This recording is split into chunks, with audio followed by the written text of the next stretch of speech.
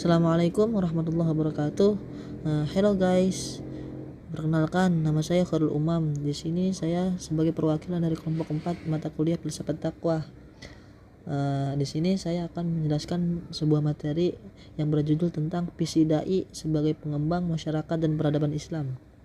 Namun sebelum kami menjelaskan materi yang sudah kami buat, di sini saya akan memperkenalkan anggota kelompok kami, yaitu yang pertama ada Saudara Abdul Muiz, yang kedua adalah Khairul Umam, saya sendiri, yang ketiga ada Meli Agustina, dan yang keempat itu ada Nurul Fikri.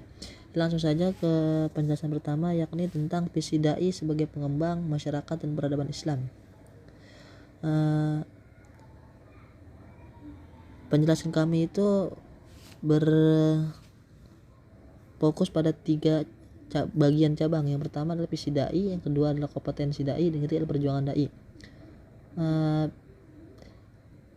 Kompetensi dai itu terbagi menjadi 3 bagian lagi. Yang pertama adalah kekuatan intelektual, yang kedua adalah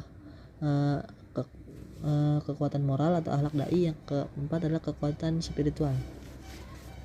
Lalu ada perjuangan dai. Perjuangan dai melewati fase yang pertama adalah kesaksian dai, yang kedua adalah fase ujian dan cobaan dai, dan yang ketiga adalah kemenangan dai. Selanjutnya adalah visi dai. Visi dai dari dai pada dasarnya adalah penyeru ke jalan Allah, pengibar panji-panji Islam, dan pejuang yang mengupayakan terwujudnya sistem Islam dalam realitas kehidupan umat manusia atau mujahid al-dakwah. Jadi visi dai tak hanya sebagai penceramah. Sayyid Qutb menetapkan visi dai sebagai pengembang atau pembangun masyarakat Islam. Ini sejalan dengan pandangan bahwa dakwah pada hakikatnya adalah usaha orang beriman untuk mewujudkan sistem Islam al-manhaj al-islami dan masyarakat Islam atau al-mujtama al-islami, serta pemerintahan dan negara Islam atau al-daulah al-islamiyah.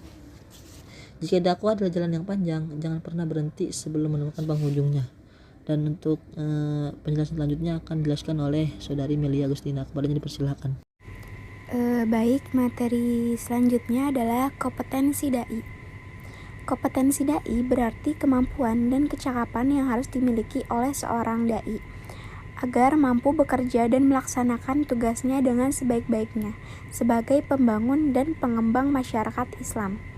Kompetensi yang harus dimiliki antara lain yang pertama intelektual atau wawasan keilmuan, dan yang kedua moral atau akhlak, dan yang ketiga spiritual. Next.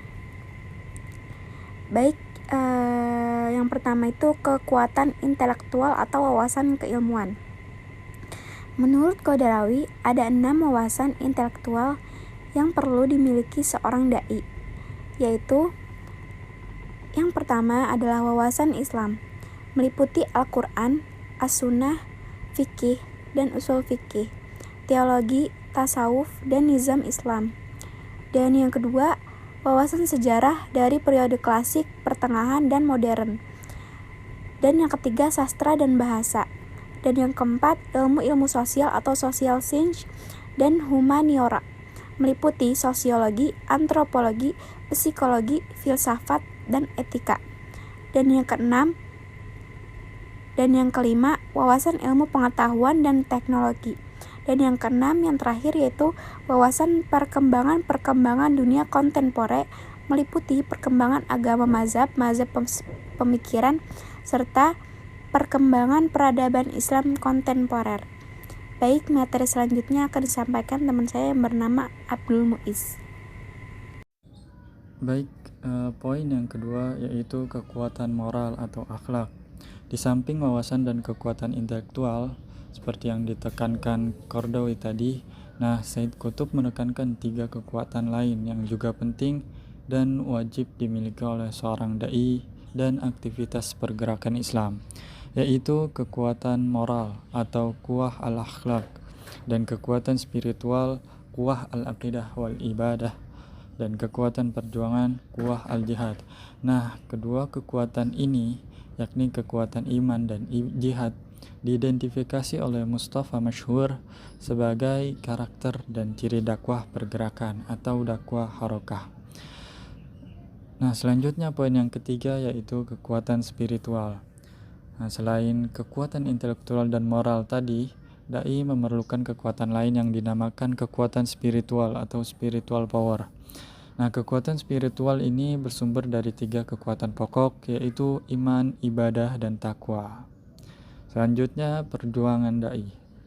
Dakwah sebagai usaha membangun sistem Islam pada dasarnya merupakan suatu proses panjang.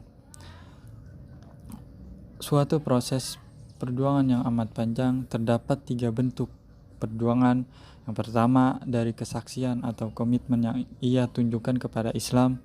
Kemudian yang kedua dari pengorbanan dan kesanggupan menghadapi berbagai ujian dan cobaan. Dan yang terakhir, yang ketiga, perjuangan itu akhirnya harus mencapai kemenangan. Nah, selanjutnya akan dijelaskan oleh Saudara Nurul Fikri.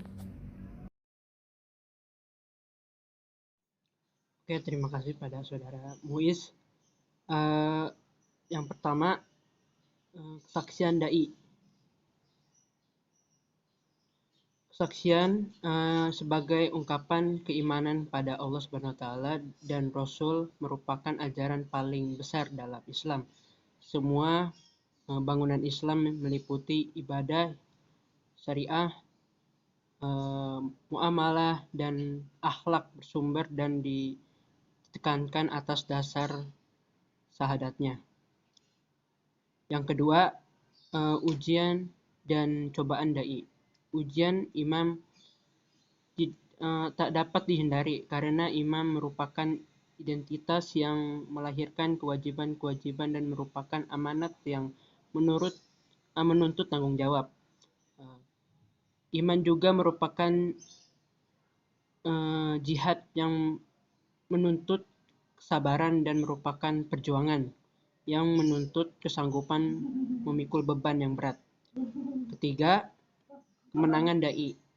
Menolong agama Allah berarti menerima kebenaran agama dan mewujudkan dalam kehidupan nyata.